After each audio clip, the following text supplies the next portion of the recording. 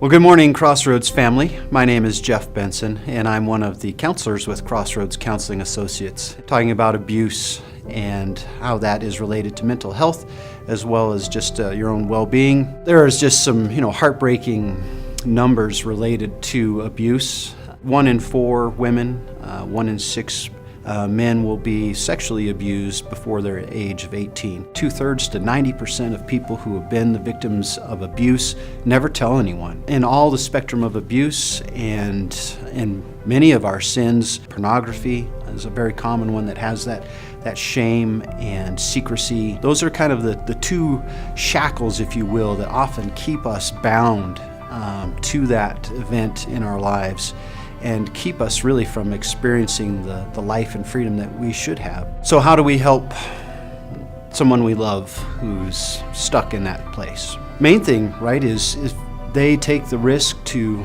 let you know or give you enough hints that you put the story together, is to be willing to just listen to the story, listen without judgment, without trying to fix it, and then honestly kind of assess, know your limits, right? There's skilled helpers and professionals who have perhaps more tools than you do, but your presence as a healing friend, a healing family member, to just say, I'm here and I want to listen and I want to walk with you and be present with you in this is huge. I do want to encourage you, if you're one of those folks that's been abused, there's hope and there's healing, and especially know that you're not alone, that you don't have to stay locked to this piece of your past, but there is healing and help available for you. If it's an ongoing situation, if you are currently trapped in an abusive relationship, then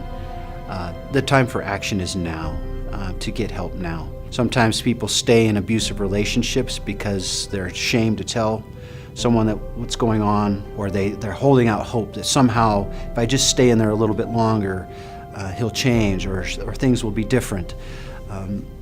It's not going to happen without some really significant intervention and breaking the cycle and the patterns that are in place. So if that's the case for you right now, it's important for your health and for even the other person's ultimate well-being to get out of that now. Now, if you're dealing with something of, more of how do I work through this in the past, previous things that have happened to me, the first step towards recovery and life and healing is to break the silence of the shame and the story, to be willing to say, yes, this happened to me, confront that fear of what will happen, and experience the wonderful, joyful surprise of grace and mercy and love, and away from the lies that somehow this was my fault, somehow I deserved it, somehow it was because of me. Opening up to hear God speak His truth to you about how He sees you and His love for you. When that happens, it's like the shackles fall off and life flows in. Be ready to be amazed at God's grace and His love and His freeing words that can come to you, as His truth will set you free.